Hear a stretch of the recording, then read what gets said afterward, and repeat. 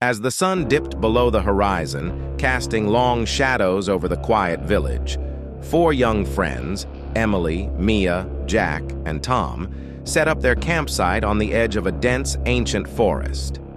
The village elders had always warned the children about the woods, but the four friends, all 7 years old and full of curiosity, couldn't resist the lure of adventure. They pitched their small tents under the towering trees, their branches swaying gently in the evening breeze.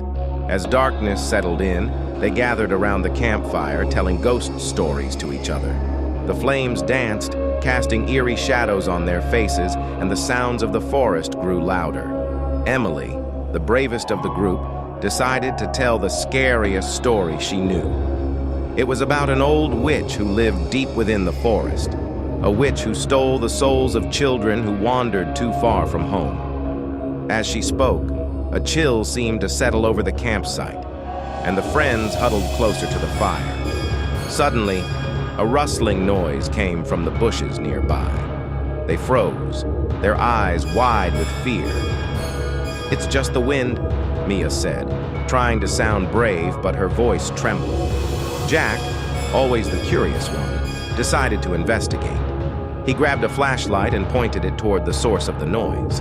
The beam of light revealed nothing but leaves and shadows. They all sighed in relief and returned to their storytelling. But as the night grew darker, strange things began to happen. The fire flickered and nearly went out, even though it was well fed with wood. They heard faint whispers in the wind, voices they couldn't quite make out. And then, the sound of footsteps crunching leaves drew closer. Tom, the most timid of the group, clutched Emily's hand.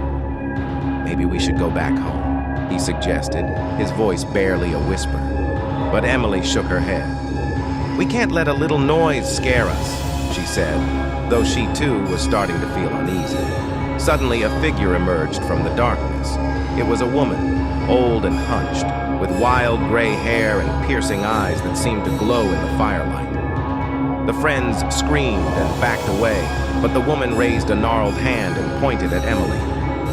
"You have trespassed on sacred ground," she hissed, "and now you must pay." Emily felt a cold chill seep into her bones. She wanted to run, but her feet were rooted to the spot. The old woman chanted strange words, and the shadows seemed to come alive, reaching out towards the children. In a desperate bid to save her friends, Emily remembered something her grandmother had told her about the old legends. "We didn't mean to trespass," she cried out. "We respect the forest and its secrets. Please forgive us." The old woman paused, her eyes narrowing. For a moment, the forest fell silent.